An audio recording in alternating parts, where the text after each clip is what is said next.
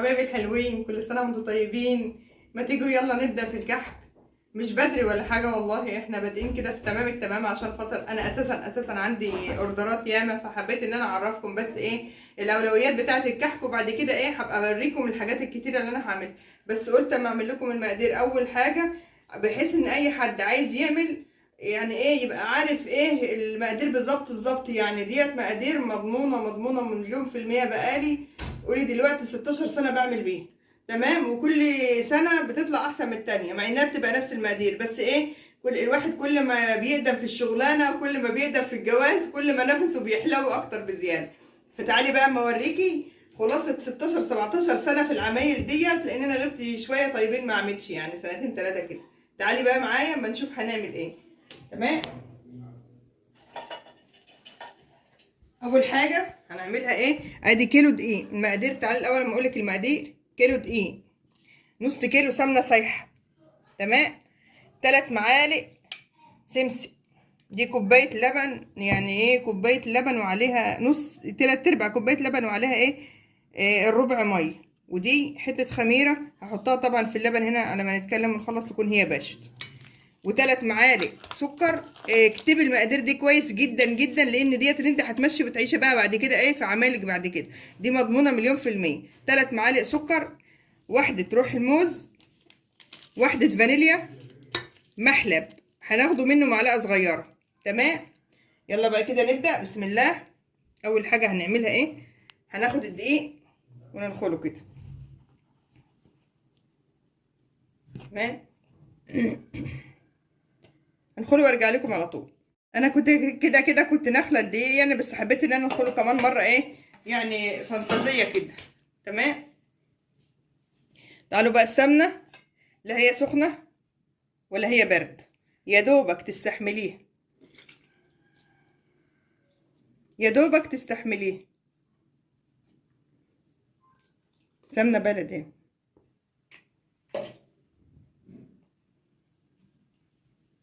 تمام. تعالي بقى ايه نحط السمسم معانا ونفرك ده كله مع بعضه، تفركي كله مع بعض اه. والفانيليا تحطيها، والسكر برضو بتحطيه هنا، تمام. يلا بقى ايه، هي يعني تستحملها ايدك كده، ايدك تستحملها. واهم حاجة ان انتي ما تعمليش، ما تعجنيش، تتك كده، ما تعجنيش، علشان هي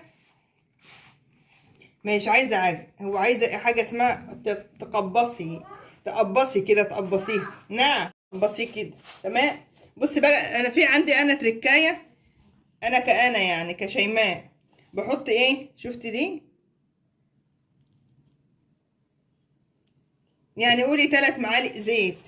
الزيت ده بيديه حاجة تانية ورونق تاني كده، ويخليه يحمر قوي في الفرن. هو كده السمنة السايحة بتديله طعم وحلاوة، والزيت كمان بيديله حمورية في الفرن بزيادة، بتبقى جميل. كده شايفين، هو كده معجون، تحس ان هو ايه مش محتاج اهو، تعمليه كده في ايدك تحس ان هو بسيسة كده، وهذا المطلوب اثباته. ماشي يا حلوين، كل سنه وانتم طيبين، يا رب سنه سعيده علينا وعليكم يا رب، اللهم امين. وبعدين بقى تيجي خلاص كده، انا خلصت السمنه وخلصت شربت الدقيق بالسمنه. هحط روح الموز، واحده روح الموز اهي.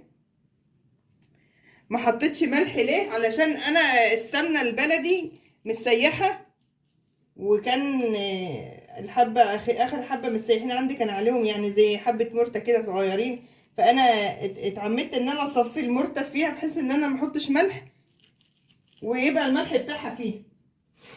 ده اللي بيسيحوا السمنه وعارفين يعني، تمام. معلقه محلب، معلقه صغيره اهي محلب، ده بيودي الكحك في الناحيه تانية خالص يعني، تمام.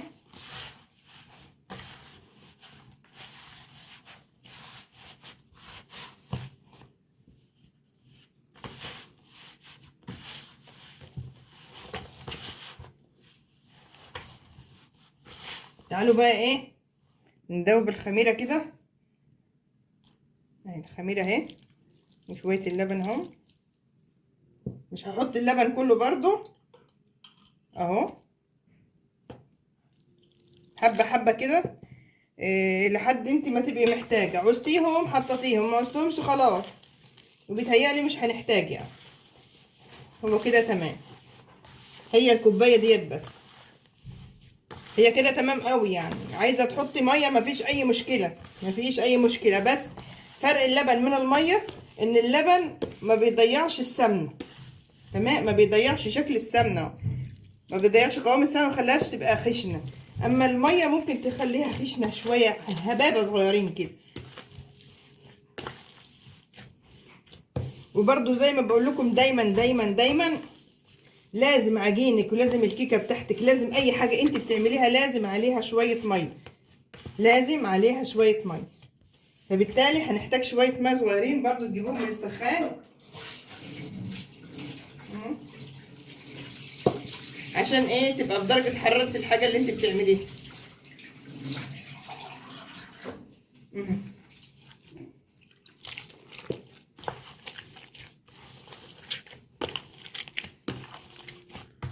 عايزه تحشيه كده ما سيبيه كده ماشي، عايزه تحشيه ملبن ماشي، عايزه تحشيه عجوه ماشي.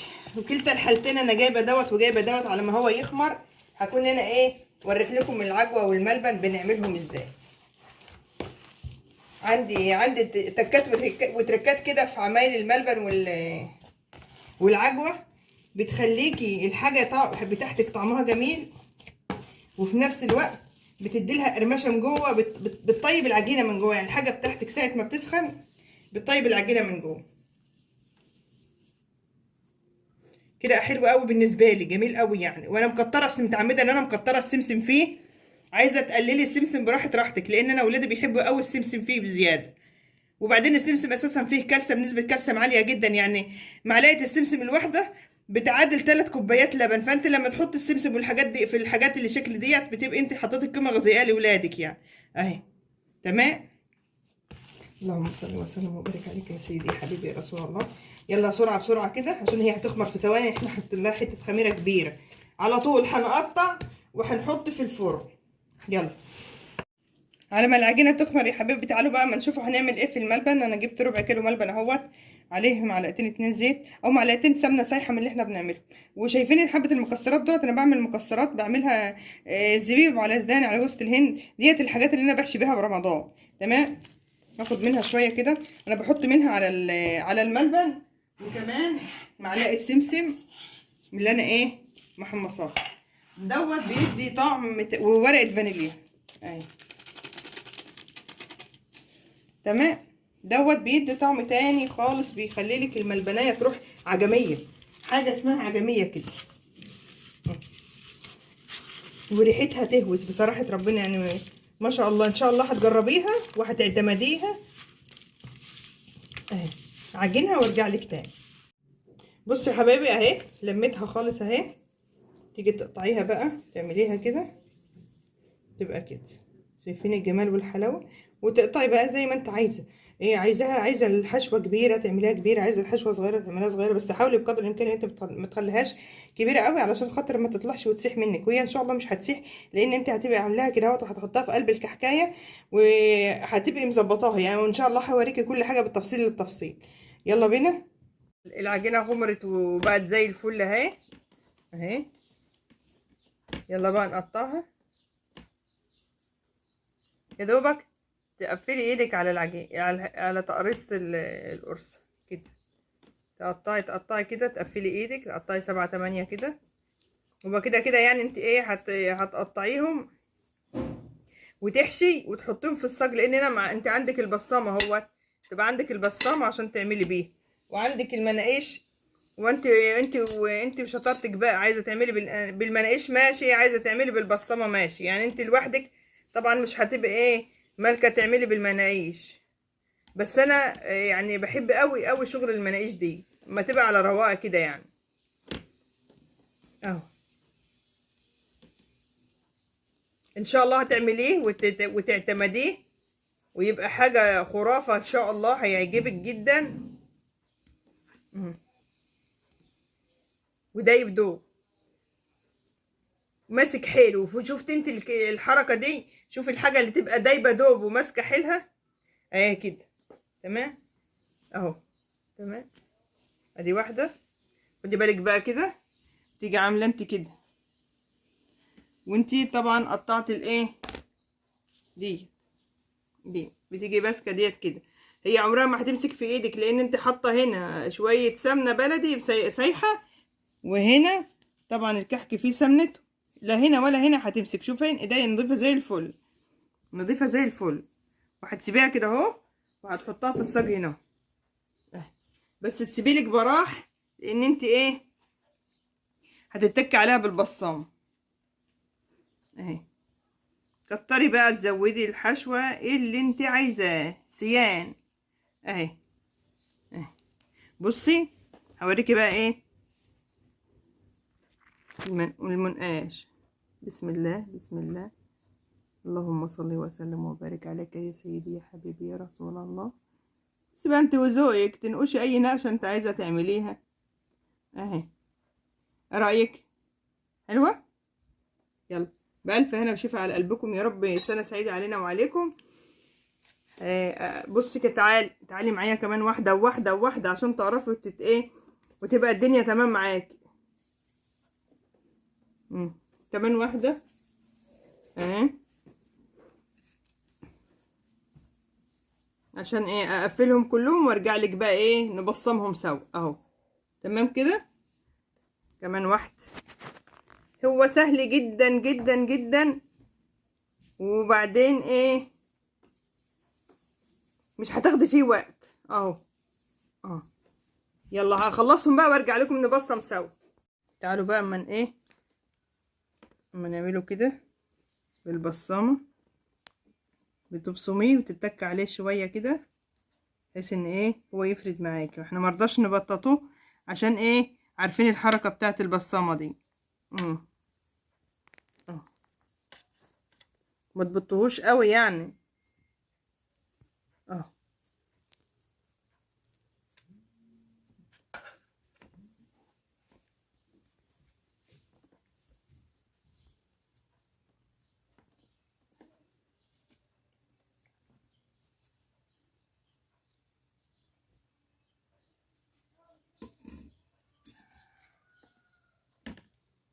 كده تمام قوي.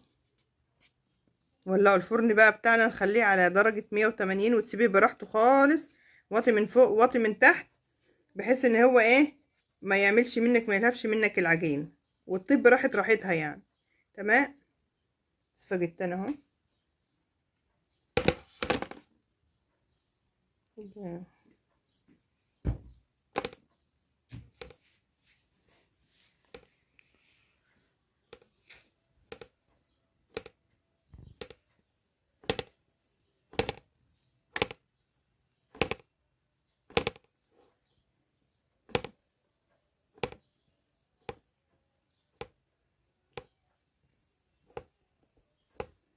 يلا هخلصهم واولع الفرن وارجع لكم تاني. ادي الكحك اهو يا حبايبي، خلصته. وادي الفرن اهو سخن اهو، وطيته من فوق ومن تحت. نسمي الله. بسم الله الرحمن الرحيم. اللهم صل وسلم وبارك عليك يا سيدي حبيبي يا رسول الله. صل وسلم وبارك عليك يا خير خلق الله. مع نفسه خالص خالص. خلي الشبكه يا دوبك في الرف الاولاني من تحت، يعني تبقى عاليه ايه قيمه كده، يعني في اول حرف دوت، بحيث ان هي تاخد من تحت وتاخد من فوق. لما لما تيجي تحمريه من فوق تبقى تعلي الشوايه. كده مره كده. ما شاء الله الله اكبر، ولا حول ولا قوه الا بالله العظيم. استنى اما نضيره عشان كده بدأ ياخد لونه من فوق. اوبا.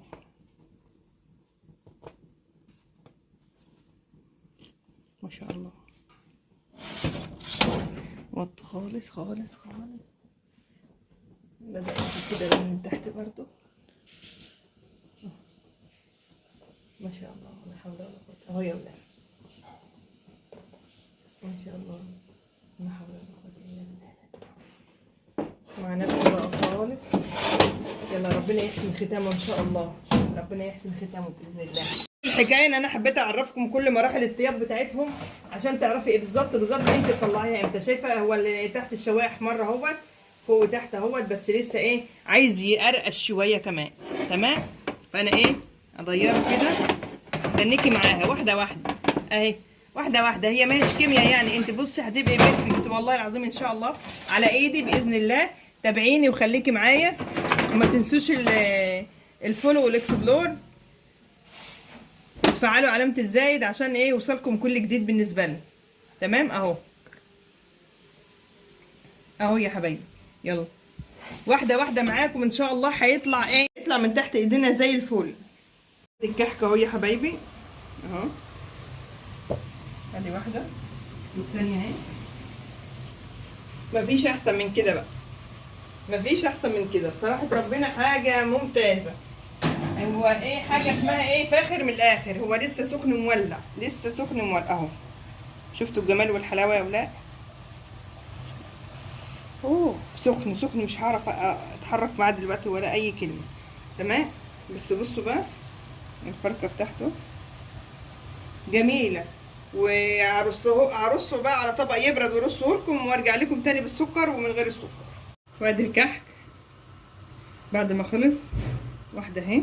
تعالوا بقى كده موريها لكم بالراحه كده.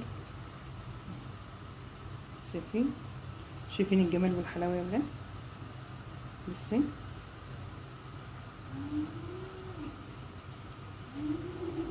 ناعم ومفرول ومحمص، متحمر من جوه ومن بره بسبب حته السمنه البلدي اللي انا حطاها مع الملح. تمام، ادي حاجه. لا مش هرميها، عمري ما ارميها ليه؟ لكن الاختيار بقى في ان انت تحطي شويه سكر كده عليها او ما تحطيش، بس انا بالنسبه لي بحبها. تمام، وادي ترى بقى ما نمسح كده ايه اهو. وادي الكحك بعد ما خلص، وبألف هنا وشفا. وان شاء الله ان شاء الله على طول هتلاقوا وراه البسكوت المقادير، ووراه البيتيفور، ووراه الغريبه. مش هنسكت، كل يوم هننزل لكم حاجه، وممكن في اليوم هنزل لكم حاجتين. كل سنه وانتم طيبين يا حبايبي، والسنه سعيده علينا وعليكم يا رب.